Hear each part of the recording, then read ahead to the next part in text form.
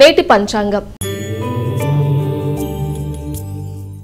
Madam, నేటి పంచాంగ వివరాలు తెలియజేయండి. శ్రీ క్రోధినామ సంవత్సరం, దక్షిణాయనం, శ్రావణమాసం, కృష్ణపక్షం, శుక్రవారం 30 ఆగస్టు.